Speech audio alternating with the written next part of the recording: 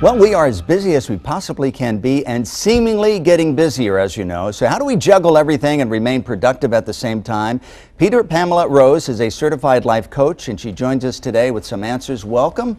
Thank you. You know, I see people walking on the street. They have their Blackberries going. They have their ear pods in. Yep. They're writing something. Exactly. It seems like we are busier than we ever have been. Is that true, or am I imagining this? No, it is absolutely true. If we polled 100 people, do you feel you are busy? They would say yes. It's 100%. Everyone is feeling this way, and the reason is because of rising technology. Because you have that BlackBerry sitting there, and while you and I are having this interview, emails are coming in. I have to answer this. Yes, exactly. Excuse me, I have to answer that in the middle. But it's so true. We are so busy, and what's the unfortunate part is that we're only going to become busier. And the reason that is because the technology is getting faster, but we are human beings. We are not human doings. Well, you hear people who juggle a lot of things, they're multitaskers. Yes. And they are lauded as being terrific. You know, you do, but you really can't do more than one thing at a time, and often other things suffer. Am I correct? Absolutely. I mean, you can take just something as simple as driving a car and texting at the same time. How incredibly, dangerous is that to do? And the problem is that our minds are almost being adjusted by all this because we've developed this ADD, we can't focus on one thing for longer than 3 seconds because we have so many things that are demanding our attention. And the media and television have so much to do with this. So we do need to take those times to turn those devices off. All right. So what do you do? If you're at your desk, you're multitasking. What do you do to concentrate on one thing at a time when other things might be more pressing at that moment? Well, I think what's most important is to prioritize. You absolutely have to prioritize. Does that mean making a list? Well, my list kind of includes is what do you most not want to do?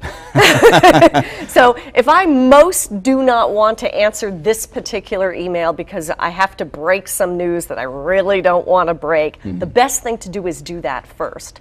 Another thing to kind of keep in mind is that during the day we have different pockets of energy. For me, first thing in the morning, that's when I have my best energy. Come 4 o'clock, I'm not doing so well. So in the morning, I need to be dealing with my level 10 problems with my level 10 energy. Towards the end of the day, I need to be doing like rescheduling things, when that kind of energy I don't need Well, so that much. sounds fine, and you have that list, and you're prioritizing, and you're doing the hardest things in the beginning of the day when you have more energy. But along the way, you will get that text or that email that positively, absolutely demands your attention, and now it's 1 in the afternoon and you're not done with your list yet. Exactly. Well, one of the things I talk about is planning out your day the night before, and it's 3 steps. One of the things you need to do is schedule the night before, you need to follow the next day, and then you need to evaluate at the end of the day. And the most important thing to do is you want to make sure you follow this very simple rule. More time, not a problem. Less time, a problem. So you need to schedule those bumpers into your day.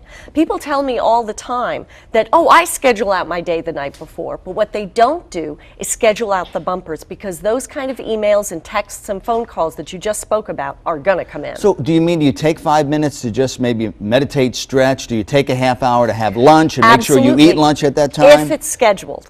If it's scheduled, you need to schedule it in because the other thing that I talk about is whatever you put before taking care of yourself, you're going to lose. So it's so important to make sure you're eating. It's so important to make sure you're sleeping. And it's so important to make sure you exercise because this busyness creates a tremendous amount of stress in our lives. And what we need to do is find ways to get rid of it. Well, at what point do you know you're juggling too much? At what point do you say it's just too much? Or do you know? Well, I think a lot of people don't know. And I think a lot of people, and what's so difficult right now and why I think if you polled 100 people or 1,000 people, certainly in the United States, they would say they are so freaking busy. Would they say freaking?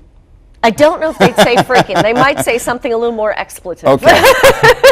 But the reason is because we're feeling so pressed. If we have children, we have our children's demands. If we're married, we have our spouse's demands. If we're working, we have work's demands. And we feel that all coming down upon us. And it's a very difficult time we find ourselves in, especially with technology on the rise. There was a time when you wanted to contact Mr. Marshall and he was on the golf course, that was it. He'll be in tomorrow. Exactly. Now he can be contacted on the golf course. We're 24/7. That's absolutely right, Frank. I have friends who get up in the middle of the night, they check their BlackBerry because they're...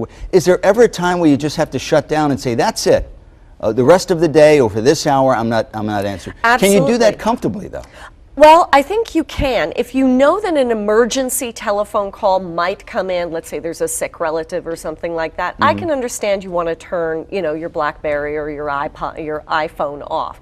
However, I do think it is essential while answering email, for example, or if you need to get a specific task done and it needs your 100% attention, turn off those devices, because you really won't be able to give it 100% unless you know it's off.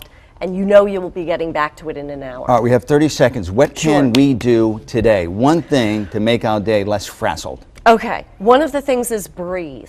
2, understand that your life needs to be scheduled out. And again, schedule those bumpers. And the third thing I would say is, remember, whatever you put before taking care of yourself, you are going to lose. And that includes your life and your business. Okay, Pamela Rose, Certified Life Coach, thank you so much. Thank you so much. This is terrific. Pleasure. Thanks for being on. Okay.